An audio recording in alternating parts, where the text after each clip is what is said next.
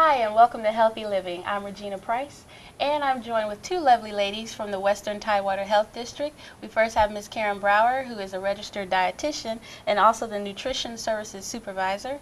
And we have Ms. Dolores Paulding, who is the Maternal Child Health Supervisor. Thank you, ladies, for joining me. Thank you. All right, today we're going to talk about prenatal care. And from what I gather, there is an extensive amount of information for women who are either planning for pregnancy or unexpectedly find out that they're pregnant. And we're going to just talk about some of those programs that are provided. And Ms. Karen, if we could start with you, if you could talk about the WIC program, first start out, what does it stand for? And also, what are some of the services it provides? What is WIC specifically? Okay. The WIC program is, the actual title is Special Supplemental Food Program for Women, Infants, and Children. And it is a program, a short-term program that provides nutrition education, breastfeeding support, referrals to other community and health resources, and it is aimed at pregnant women, breastfeeding women up to a year, postpartum women who are not breastfeeding up to 6 months, and infants and children up to 5 years old. Okay, and who qualifies for the WIC program? Well, those are the basic categories: prenatals, breastfeeding women, postpartum women who are not breastfeeding, infants and children. In order to qualify, we look at, they have to live in the state they're applying in, and income-wise, they have to be at or below 185% of the current federal poverty level.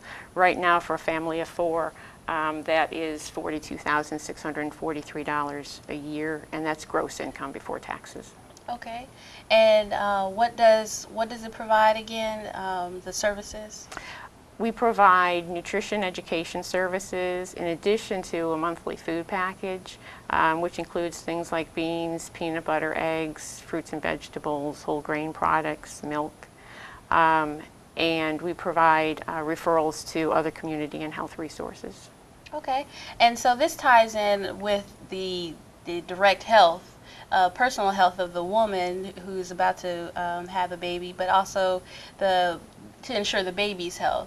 What are other options as far as vitamins or things that women who are expecting they need to kind of consider in terms of having a healthy pregnancy? Well, of course, before they get pregnant, it's important to make sure that any health conditions that they may have, any chronic diseases, hypertension, diabetes, are all under control. It's helpful to be at a healthy weight and to have an adequate diet. Once they're pregnant, the WIC program targets 5 or 6 major nutrients. We target protein sources, iron, calcium, and the vitamins A, C, and folic acid. Okay. Well, that sounds like a very helpful resource that I hope a lot of ladies will take advantage of. And at the end of the show, we'll definitely ask for the contact information. And Ms. Dolores, we want to kind of jump over to your department as far as what you do with additional resources that are provided for women that are expecting. Primarily, I supervise the home visiting programs. We have 3 programs in the Western Tidewater Health District. We have the Healthy Families Program, excuse me, which serves the city of Suffolk and the county of Isle of Wight.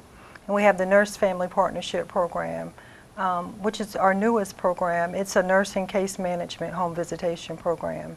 And we serve families in Suffolk, Franklin, Isle of Wight, and Southampton County. And we also have a Resource Mothers Program, which is our program for teen pregnant moms. And we serve the cities of Suffolk and also we work in Southampton County. All 3 programs are home visiting programs for prenatal women, and also the Healthy Families program is for women after they deliver. Okay, and if there is a young lady or a woman that's interested in the home program, what could they expect? With that home visit, what type of environment is presented? What can they expect when you show up? Okay. The visits are scheduled according to the mother's schedule, whether it's weekly or monthly. We work around whatever's most convenient for the family. We provide prenatal education, child growth and development education, as well as family birth control methods, teaching about the different types, and just overall general good health. Okay. And so would you say that these programs are, they cover a broad spectrum of women? You have, what are the different types of women that, would come to the programs, as far as whether it's teens or family planning, that sort of thing? Okay, there's no age requirement for the program. Our women are anywhere from 15-year-old to a 42-year-old, so it runs the gamut sort of by age. The eligibility criteria for the program, for all of the programs, is you have to be a first-time mother. Okay. You have to meet the income requirements, which is considered a low income. So if you qualify for WIC, you would qualify for one of the programs. That's pretty much it. Okay. The program is open. The services are free to the family. Some of the benefits of the program, families that enter our programs, the children are better prepared for school. The infant mortality rate is also, for the maternal mortality rate, is lower than the general population. We have less hospitalizations as far as ingestion, children getting poisoned by, accidentally or get it into something. Just overall, compared to the general population, the outcomes are greater. Okay. And what is the order of operations? Say a woman, either she finds out that she's expecting, or they've planned a pregnancy, and they want the most optimal health for themselves and for their child. What is kind of the process that they need to go to as far as contacting the department? Okay. I guess we'll start out with a woman that may be interested in family planning. Maybe she's perhaps not quite ready to start a family. We offer a family planning clinic. We also offer, if she thinks she's pregnant, we'll say another person, we offer pregnancy testing. And we also offer prenatal services for women that maybe they don't have insurance, or they're underinsured, or you can also have Medicaid or one of the other insurances. We would accept that as well, that you can come to the health department and get prenatal care. Okay. And from there, we have a car seat program for pregnant women. That's an income requirement also, that we offer free car seats to moms or families that are in need. For all of the services, they could just contact the local health department. All right. And Ms. Brower, if you could also just expound a little bit more as a registered dietitian on the importance of maintaining that health for the mom and the baby. Well, the benefit of the WIC program has shown that women who participate in the WIC program generally get prenatal care sooner, which is of course a health benefit for both she and the baby. In addition, they tend to have fewer low birth weight and premature babies. Because of that, there is a $2 to $4 cost savings in the Medicaid program for every dollar that's spent on the WIC program. So that's the benefit financially.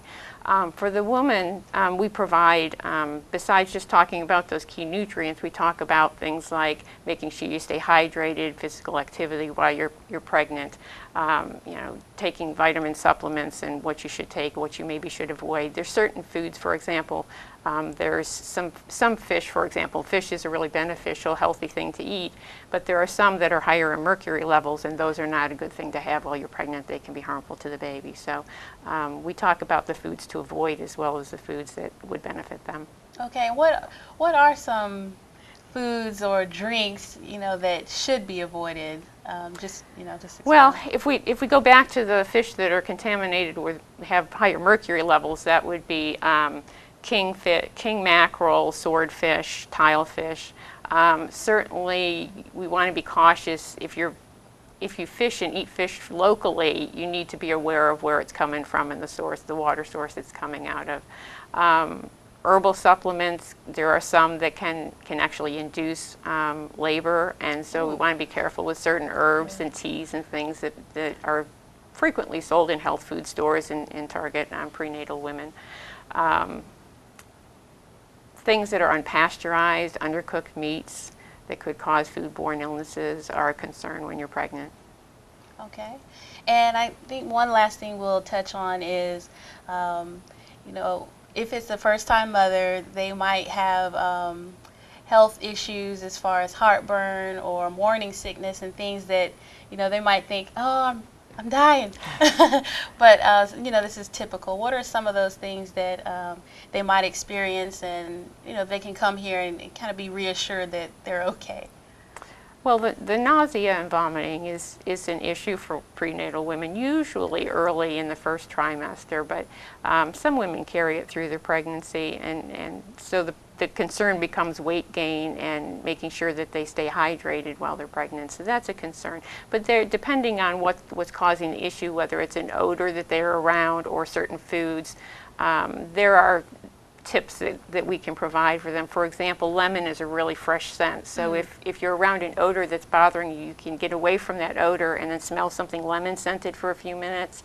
As long as you don't go back to that odor, it may calm the nausea that has been created for you. So there are some things that we can look at there. Heartburn, usually later pregnancy, and part of that has to do with just the size of the baby growing and pushing on everything. And a variety of things help with that. Some women like to drink milk and that, or cold water, and that helps calm their stomach. But there's a variety of things that can be tried. Okay.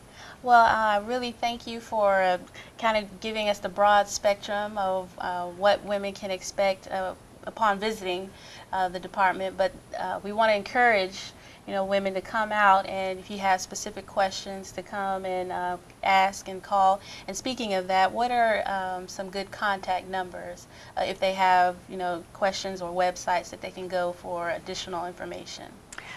For the WIC program, it's 514-4724. Okay. And for the maternal child health programs, it's 757-514-4727. Okay. Well, thank you again, ladies, and we wanted to say, here's to your health.